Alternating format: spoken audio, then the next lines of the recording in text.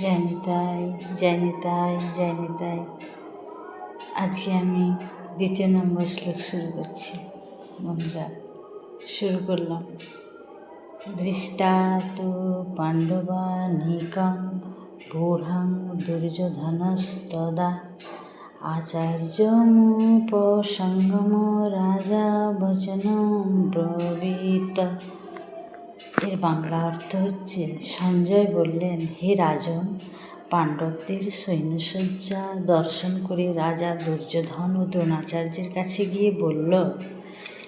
এর তাৎপর্য হচ্ছে, ধৃতরাষ্ট্র ছিলেন জন্ম থেকেই অন্ধ।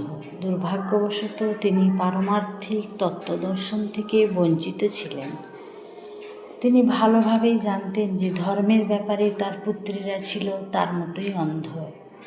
তাই তিনি নিশ্চিত ছিলেন তার পাপিষ্ঠ পুত্রেরা ধর্মপরায়ণ পাণ্ডবদের সঙ্গে কোনো রকম আপোষ মীমাংসা করবে না। তাই তিনি ধর্মক্ষেত্রের প্রভাব সম্বন্ধে সংশয়গ্রস্ত ছিলেন।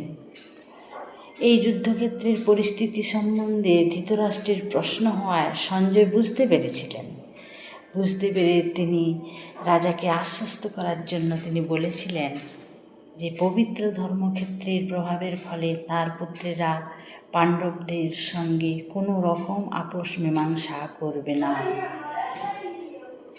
তার পুত্র দুর্যোধন পাণ্ডবদের সৈন্যসজ্জা দর্শন করে তৎক্ষণাৎ সেনাপতি দ্রোণাচার্যের কাছে গেলেন। দ্রোণাচার্যকে সমস্ত এই প্রকৃতির অবস্থা সম্পর্কে জানালেন। সেই সংকটময় অবস্থায় তাকে সেনাপতির কাছে যেতে হলো। একজন রাজনীতিবিদ হিসাবে যথেষ্ট পারদর্শী ছিল তিনি। পাণ্ডবদের সৈন্যসজ্জা দেখে দুর্যোধনের ভয় সঞ্চার হলো। সে তার কূটনীতির ছদ্ম আবরণে ঢেকে রাখতে পারেনি। জয় নিতাই। এই পর্যন্তই শেষ। জয় নিতাই, জয় নিতাই, জয় নিতাই।